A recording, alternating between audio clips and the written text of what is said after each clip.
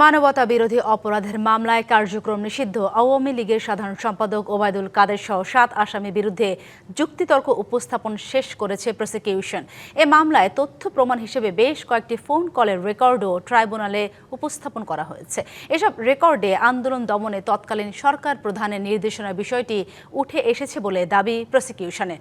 আদালতে উপস্থাপন করা তথ্য প্রমাণের ভিত্তিতে আসামিদের সর্বোচ্চ সাজা প্রত্যাশা করছে তারা। ২০২৪ সালের জুলাই আন্দোলনের সময় ডিবি কার্যালয়ে আটকে রেখে বৈষম্য বিরোধী ছাত্র আন্দোলনের সমন্বয়কদের খাবার খাওয়ানোর একটি ভিডিও সামাজিক যোগাযোগ মাধ্যমে ছড়িয়ে পড়ে। এতে তৎকালীন সরকারের মধ্যে ব্যাপক অসন্তোষ তৈরি হয়। এর এক পর্যায়ে ডিবি প্রধানের পদ থেকে সরিয়ে দেওয়া হয় হারুনুর রশিদকে। আন্তর্জাতিক অপরাধ ট্রাইব্যুনালে আওয়ামী লীগের সাধারণ সম্পাদক ওবায়দুল কাদের, তৎকালীন স্বরাষ্ট্রমন্ত্রী আসাদুজ্জামান খান কামাল ও হারুনুর রশিদের মধ্যে হওয়া দুটি আলাদা ফোন কলের রেকর্ড উপস্থাপনের মাধ্যমে সামনে আসে এসব তথ্য। স্যার, আমরা যা করছি স্বরাষ্ট্রমন্ত্রী আইজিপি নির্দেশিত করতে আর বাইরে এক বিন্দু করে আপনি প্রমাণ নিন। তারা তো এটা এখন স্বীকার করে না, স্বীকার করেন না, স্বীকার তো করেন। আপনি জিজ্ঞাসাবাদ করেন স্বীকার করে কিনা, জিজ্ঞাসাবাদ করেন। দেখি আমি হারুন বেদি সরাই দিচ্ছেন। উনি তো খুব অ্যাডামেন্ট, আমরা সরাই নেই, ওই রাখছে ডিএমপিতেই রাখতেছি। উনি বলছিলেন অন্যখানে দিতে, আমি ডিএমপিতেই রেখে দিচ্ছি। তার শুধু তার মানে ডেস্কটা পরিবর্তন করে দিচ্ছি। নগদ নিয়ে এলো হার না মানা হার অফার। সর্বনিম্ন 10,000 টাকা রেমিটেন্স নগদে পাঠালে থাকছে স্বর্ণের হার জেতার সুযোগ।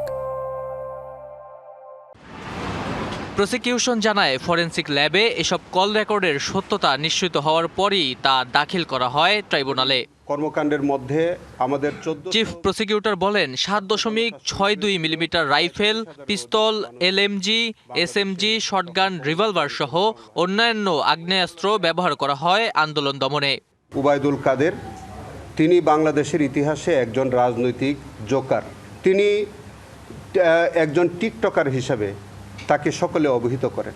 তার দায়িত্ব জ্ঞানহীন বক্তব্য কর্মকাণ্ডের কারণে আজকে সারা বাংলাদেশে 1400 মানুষ শহীদ হয়েছে। ওবায়দুল কাদেরের যে সহযোগী অন্য যে 6 জন, তারাও কিন্তু এরকমই দায়িত্ব জ্ঞানহীন, তারা রাজনৈতিক নেতা।